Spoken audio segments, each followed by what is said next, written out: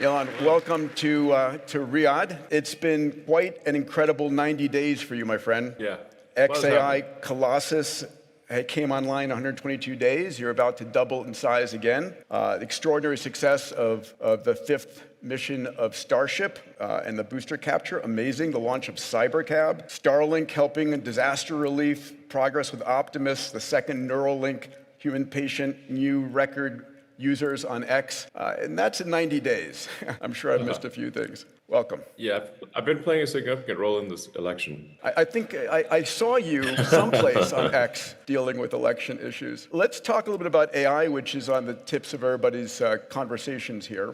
When we spoke last in March at the Abundance Summit, your prediction was that AI was increasing at a rate as fast as 100 times per year, and that by 2029 or 2030, we might see AI as capable as 8 billion humans. Are you still seeing that pace? Yeah, I mean, it's difficult. It's a difficult thing to quantify exactly, but I certainly feel comfortable saying that it's getting 10 times better per year, which is, let's say it's, 4 years from now, that would mean 10,000 times better, maybe 100,000. Yeah, I think it will be able to do anything that any human can do, possibly within the next year or two, and then. That's how much longer than that does it take to be able to do what all humans can do combined? I think not long, probably only, 3 years from that point. So it like 2029-ish, 28, something like that. The other conversation we've had, and you came out in the same side as Jeffrey Hinton in this, was 80% probability it's going to be awesome. 20% probability we're screwed. Are you still on those odds? Yeah, I mean, one could say it's most likely going to be great, and there's some chance, which could be 10 to 20%, that it goes bad. The chance is not zero that it goes bad, but overall, one could say that the cup is 80% full is one positive way to look at it. Maybe 90%. All right, I like that increasing odds. What keeps you What keeps you up at night? Besides running 6 companies? Waking up early to participate in talks like this one. I felt very guilty asking you to do this, but thank you for joining us nonetheless. But in terms of worrying about the future, I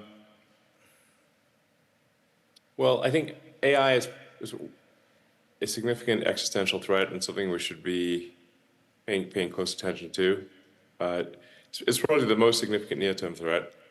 The longer term than that is the global population collapse. Birth rates have been collapsing pretty much worldwide, and we're headed to a situation where, for example, based on current birth rates, South Korea would have about a third of its current population, perhaps much less. Europe would have about half of its current population, perhaps much less. And I should say those numbers are if the birth rate were suddenly to return to 2.1 per woman, which is a stability point, which it's not doing. So if the current compounding effect continues, you would see really many countries become 5% of their current size or less within 3 generations. I know you've been doing I would consider that to be a very big problem. And I think for most countries, they should view the birth rate as the single biggest problem they need to solve. I mean, if you don't make new humans, there's no humanity. And all the policies in the world don't matter. I know you've been doing your part to maintain the birth rate in the U.S. Yes, I am. I mean, you've got to walk the talk. So I do have a lot of kids, and I encourage others to have lots of kids.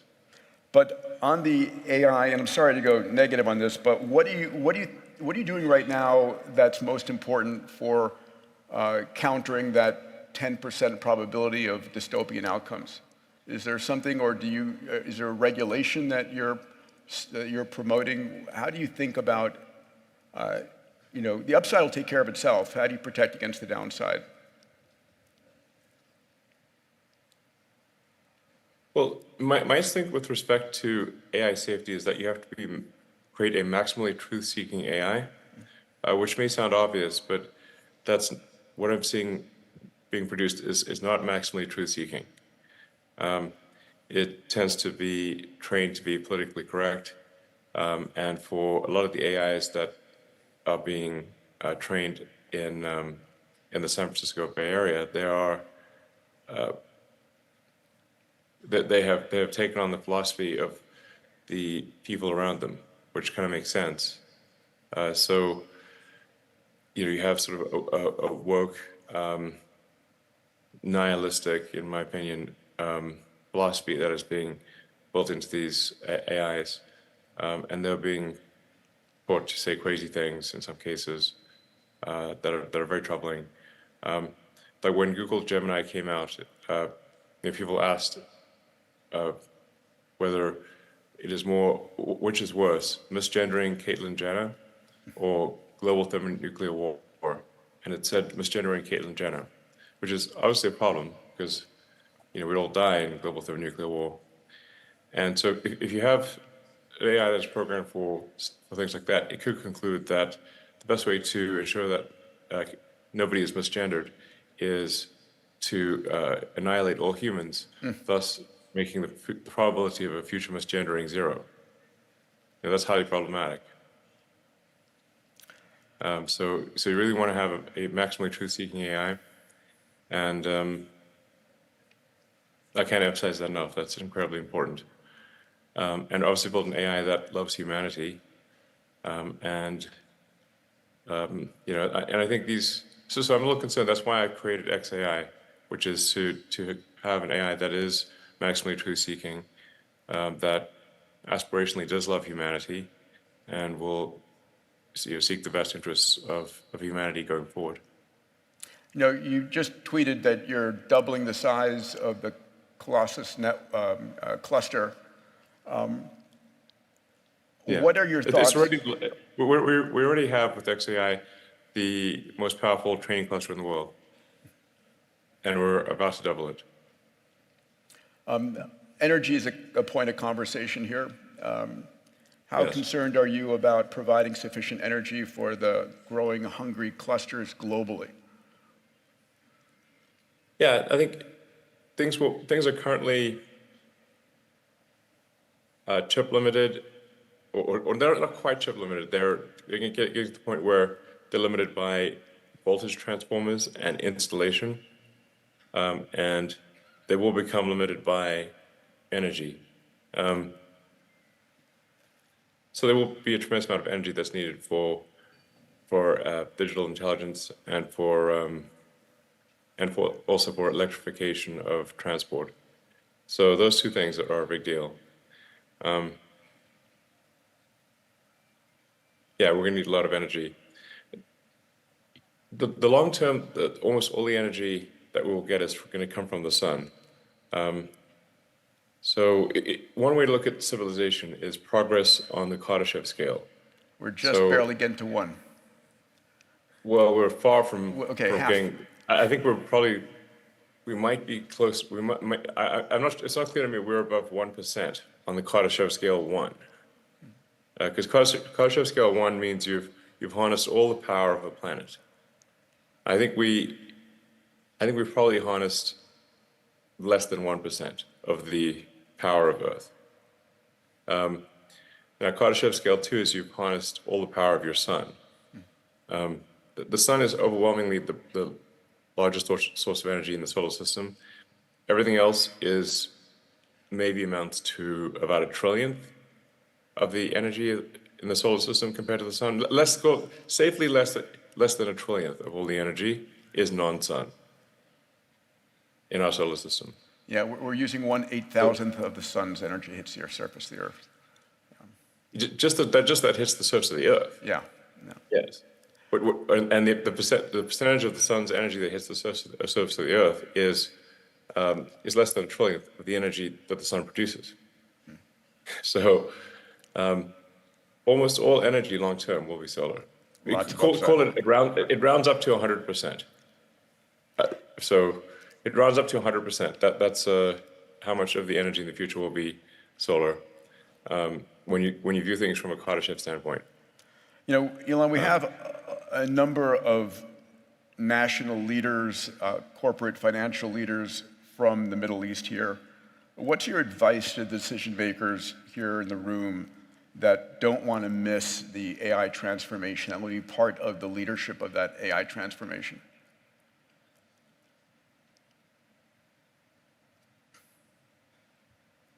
Do they need to build their own clusters here? Are they partnering? Yeah, I think there's probably all countries will have their own AI clusters over time. It's currently very difficult to actually build an AI cluster and have it run. It's not like just pulling a computer out of a box. They are currently very difficult to run. And you have to say, are you going to be training a frontier model? Because if you're training a frontier model, then you need a massive amount of compute and a level of technical skill that is only a few companies possess. But over time, I think every country will have AI compute clusters. It's just going to be a normal thing that every country has. So, yeah. So basic infrastructure for every nation, like they have an electrical grid. Yeah, it'll be something like electricity, or just or having an airline or something like that. It's every country will have AIs or multiple AIs. So, and there will be a lot of robots. There'll be a lot of robots. But we had way more robots than people. Yeah, let's have that conversation a second, because people are concerned about, as you said, dwindling populations. AI and robots have the potential to help support the GDP. Yes. Congratulations on Optimus 2 and soon Optimus 3. Your prediction on the number of robots by 2040, humanoid robots to be specific, what order of magnitude? By 2040. Yeah, so.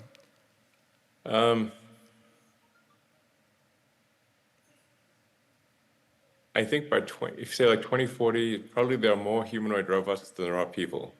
So on the order of 10 billion, yeah. Yes. And your price point on these humanoid robots? You're pretty good on pricing. Sometimes you're off on timing. Yeah, I'm often optimistic on timing, but although the press will report when I'm late, but not when I'm early. For example, our Shanghai factory, we thought it would take about a year and a half, and we did it in 11 months. Our Nevada factory, we thought 2 years, we did it in 18 months. Or the Colossus cluster. Texas factory, 2 years, we did it in 14 months. So I've been early actually many times. It's just not reported. So when I make a prediction, I try to say what is the 50th percentile likely, which means that half the time I should be wrong. So I'm not sandbagging essentially. But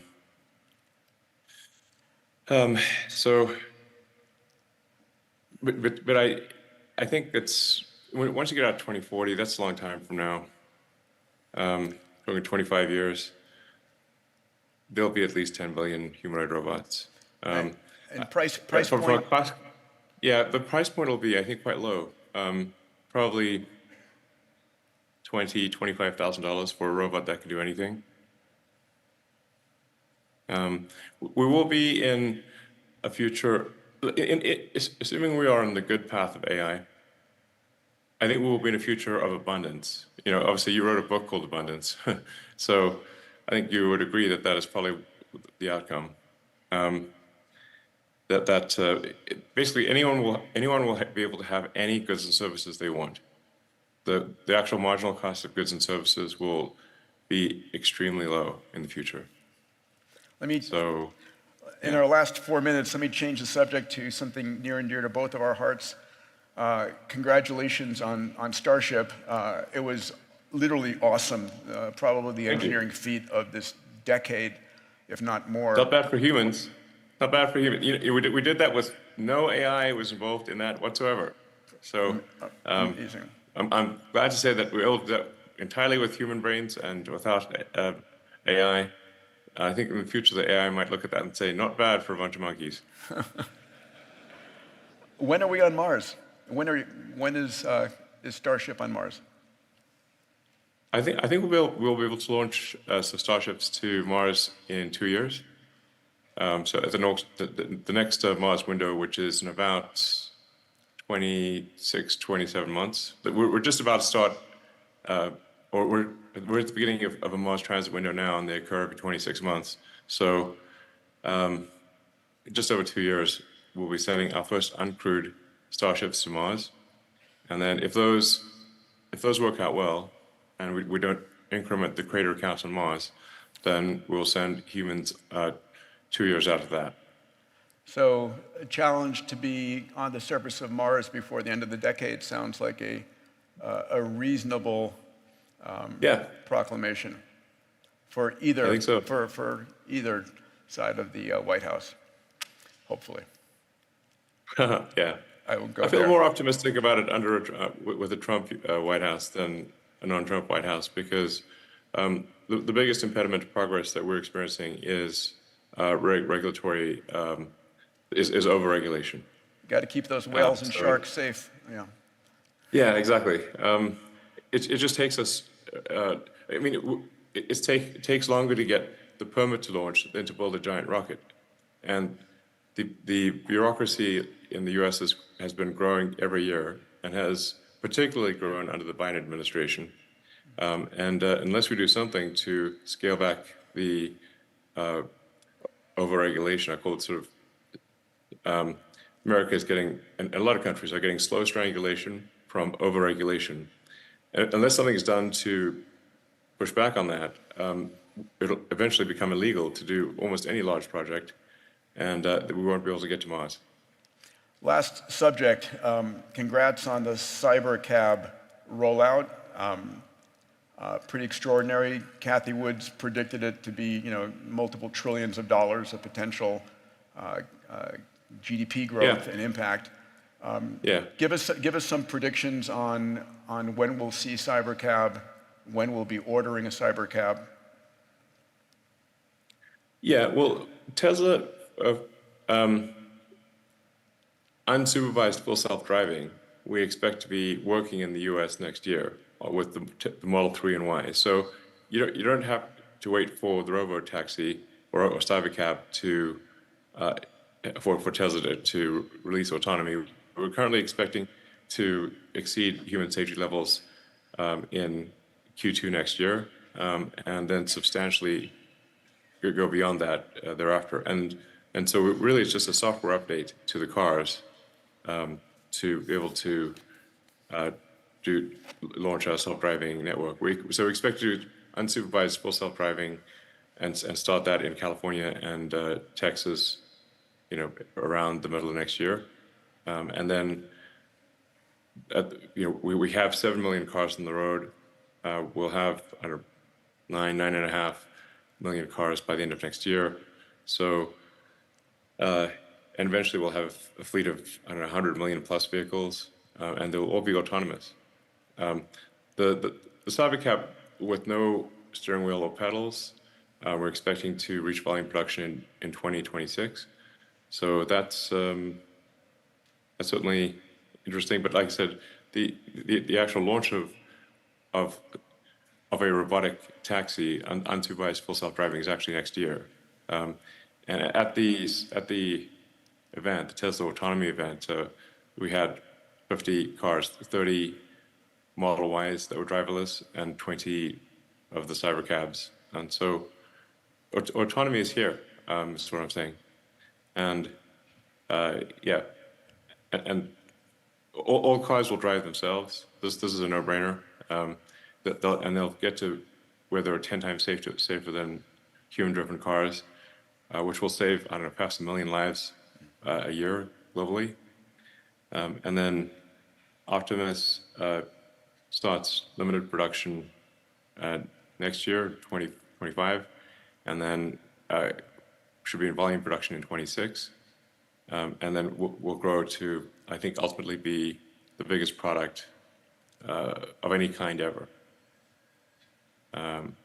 So, and I kind of agree with Ark Invest and Kathy Wood that autonomy, like the sort of robotic taxis, makes Tesla kind of like about a $5 trillion company.